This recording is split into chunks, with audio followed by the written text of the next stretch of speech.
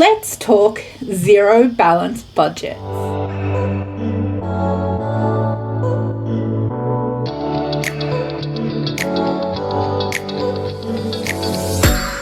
Hi everyone, welcome back to Budget of Oz. My name's Sarah, a disabled low-income budgeter, and today we're going to be tackling the topic of what is the zero-based balance method, and I'm going to be showing you how I use it. This is video 1 of my SavMas 2024 video series. There will be a link to the playlist in the description below, but also it will pop up at the end of the video as like the recommended playlist. So we're going to talk through about what is the zero balance budget, how it's different to a normal budget, and I'll show you kind of like how that is different to a typical budget I guess is more normal for people to use. So the first bit is knowing your income. I know it can be quite difficult for people who have mixed income periods like I do myself to know exactly how much income you will get. So what I do is I base it off the lowest predictable amount of income I am going to get. So for me, being a disabled person in Australia, I get a disability pension, and then sometimes I can do work. So for me, I base my income on my disability pension as a constant and the minimum amount of hours I know I can work versus potentially what I will work. So I basically budget for the minimum. So if I earn more, I'll save more. That's the way I choose to do it. So that is one way to do it. There are several ways to do it. So when you're looking at your income, there are a few ways to do it. If you have a set salary or something like that, you have a fixed income, it makes this very easy. You know exactly what you're getting, and you don't really need to do this bit of the math. But if you've got a variable income, there is 2 ways to do this. And this really depends on you, your situation, like where you're at.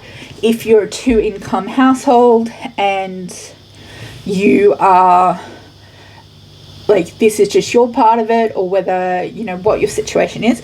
So there's 2 ways to do this. You can do an average, or you can do a minimum. I choose to do a minimum, but that is me and my personal choice. That's just what I choose to do. And again, that's just me. You can go for an average, what your average income will be. And to do that, I would suggest taking 6 or 12 months of income and averaging that. If you're doing if you're making a budget for a month, I would definitely recommend 12 months. If you're doing it weekly or fortnightly, then 6 months is usually enough to average it out. But that is definitely what I would recommend. So I'm going to show you how I do the minimum. Okay, so part of my budget, and any budget, is getting your income. So for me, I use this income overview for mixed pay periods because I have variable expenses and because I do the minimum amount. This is just something I choose to do. If this is something you are interested in getting or doing, this is available as a digital download from my Etsy store, or the full 12-month binder well, the full binder is available as a physical purchase as well, though my shop will be closing, I think, tomorrow, but if you want it, you can purchase it. So what I do is I check how many weeks, how many pay periods, and so on and so forth, and then I do the math. So for me, this month I have 3 income sources. So I have my pension, I have some tutoring work that I've done, and I have some Etsy, because you have been wonderfully, all been very supportive on the Black Friday sale for Etsy. So everyone, thank you for that. I am very, very much grateful. So the way that that's working out to be is 1,144.4 on weeks 1 and weeks 3. Tutoring is 280, and then it is 55, and then it is, I need to use a calculator, 195, and then Etsy is 160 because I pulled it out at the beginning of the month. Well, I will pull it out at the beginning of the month. Okay, so I add across, put it in here, and then I add down. That's just what I do. You can add down by week if you're doing weekly budgets. I do a monthly budget, and then I decide if I'm going to use that for once a month, or whether, depending on how the income comes through, what kind of, if I break it down further. But I do a monthly budget. So my pension will be $2,288.80. My tutoring will be $530, and Etsy will be $160. So altogether, that's going to make my income for December $2,978.80. Okay, so that's the income. Now, what we do is we look at how we budget. So, I'm going to go back to showing you the differences. So, we know our income amount. So, we've got income amount of $2,978.80, right? That's what we've just figured out. So we're going to do a traditional budget versus like a zero balance budget. So let's have a look at these. So a traditional versus a zero balance. Okay.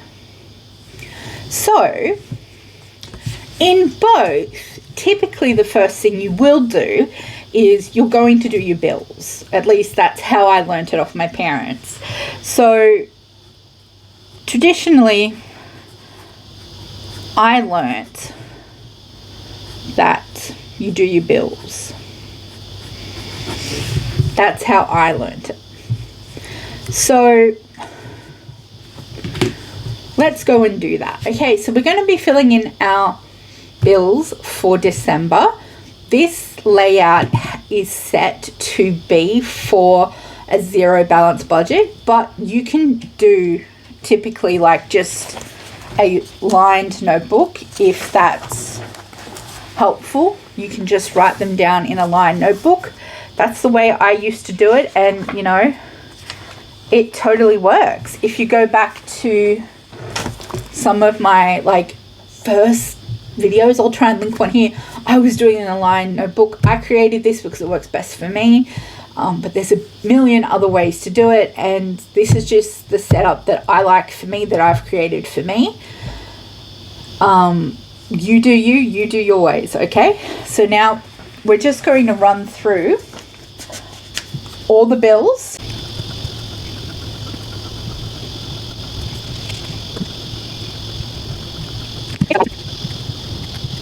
So $1,580 in bills. So let's go back to comparing traditional budgets and the zero balance budget method. So looking at the two methods, we're just going to play it like it's the same. So bills are going to be the same.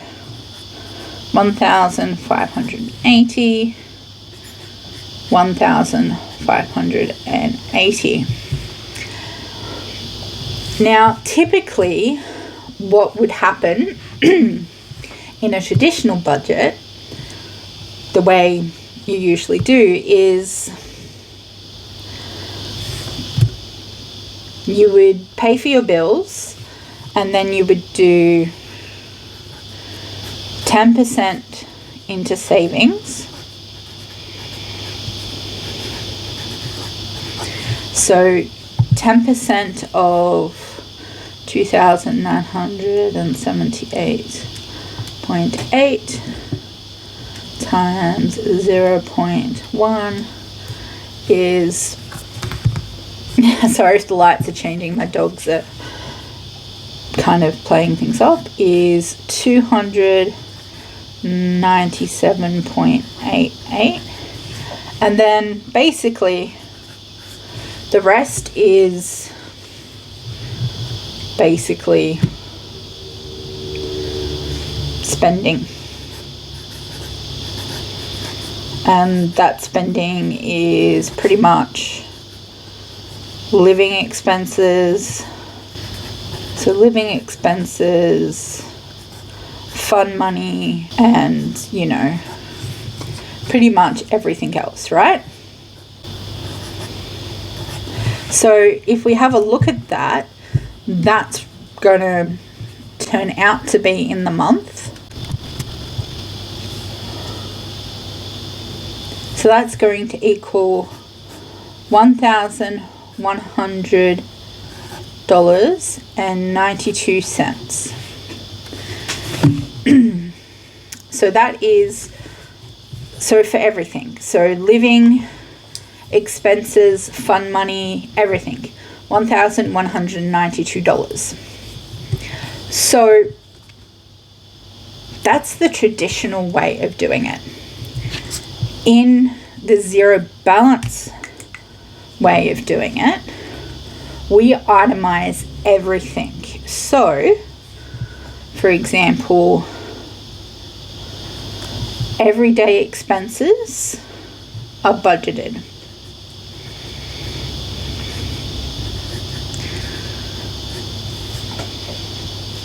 Then we have sinking funds.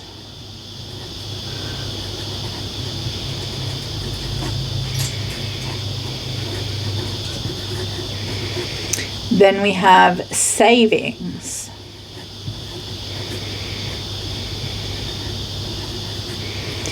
All of which have their own categories, as you'll see, for groceries, medical, all of those other things. It's not just lumped all together. They all have specific categories that get specific amounts of money.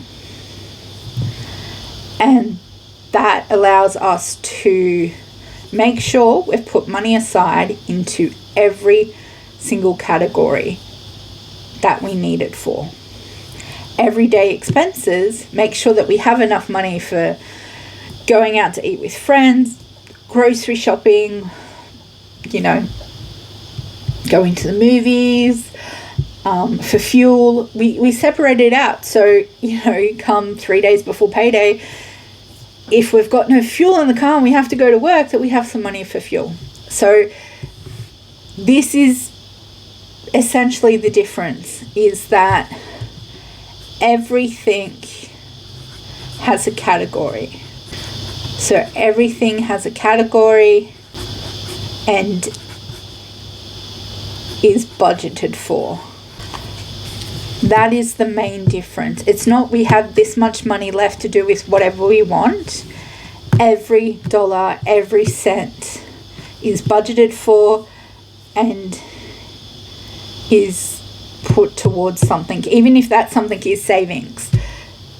You know, if we have anything left over, it goes into savings.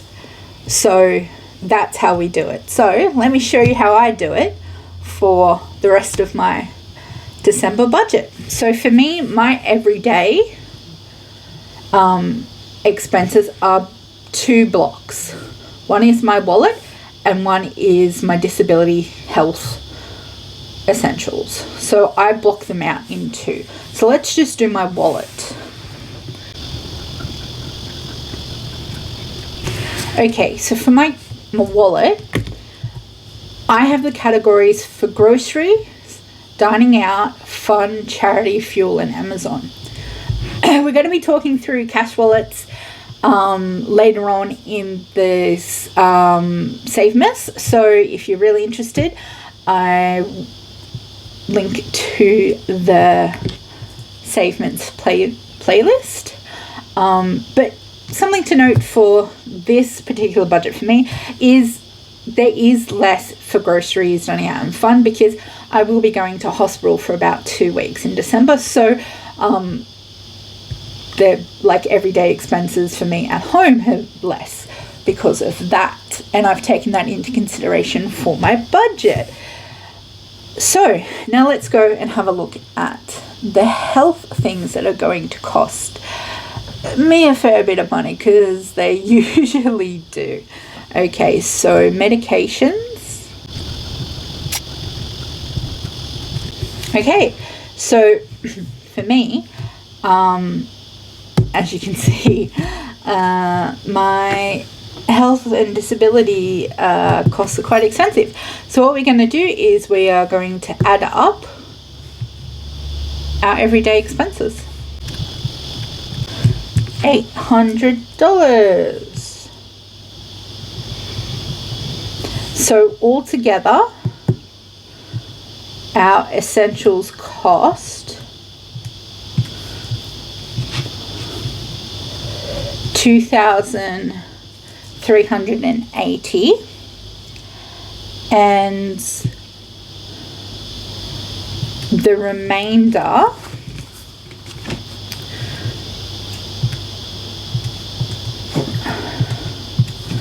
will be, so our remaining amount will be $598.80. So that $598.80 is going to be budgeted into what I call my extras, which are my sinking funds and my savings. So for me at the moment, I don't want to withdraw coins because I don't like cash stuff in coins. So first thing I do is I put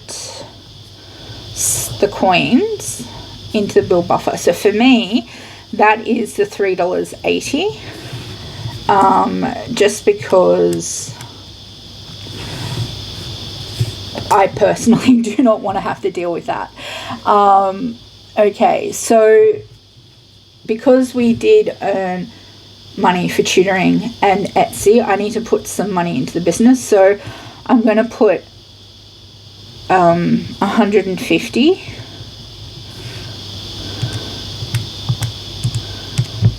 Then I'm going to put, because we do need to build up our excesses and our emergency because of, you know, the chaos that has been. So let's put $200 into the excess and $100 into emergency. Try and get that back up. Then personally, I would like to put $50 into the repair buffer because I need it. And I would also like to put, for me, I would like to put $15 into education.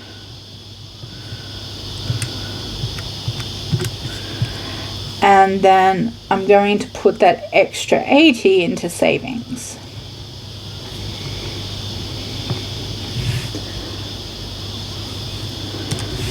So we're going to add up our sinking funds.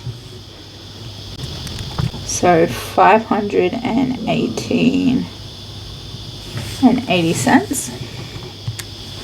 So this is the most important part.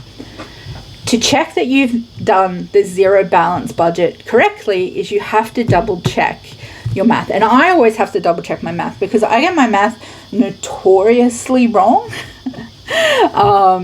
Like notoriously wrong. So we're going to double check our math. So for the December budget, let's check my math. So our income was $2,978.80. Our bills was $1,580. Our everyday expenses was $800. Our sinking funds was $518.80. And our savings was $80. All right, let's check the math. $0 remaining. So that's how you practically do a zero base budget. That you budget every dollar and cent that you will earn away. And this is what it looks like for me. This is what it looks like for me. Now, as I said, for my income, I am budgeting for minimums, which does mean that sometimes I put more away into savings, or I put more away into other sinking funds, or I set more aside into the bill buffer to give me a little bit of wiggle room when I need it. But that would be, if that's going to be the case and it's going to be an extremely, like a large amount extra, I would normally do an extra budget for that week or that fortnight.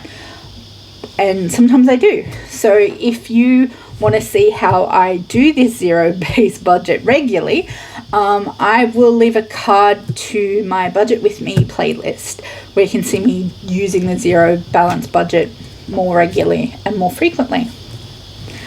So I hope this helps you understand what the zero balance budget is and how it practically works, and how even someone on a low income can make it work for them, and someone who has disabilities and those extra health expenses makes it work for them. So if you're here, like always, for all of those regular people, green heart in the comments below, and also feel free to leave me any questions in the comment section. I am more than happy to help you out and answer any questions. Just feel free to ask. I hope that this has been helpful for people, and also I hope you enjoy the first day of SavMas for 2024. As always, you can follow me anywhere on the internet. I'm just at Budget of Oz everywhere, and I'm so glad to see you. I hope to see you again soon. Thanks so much for watching. Bye now.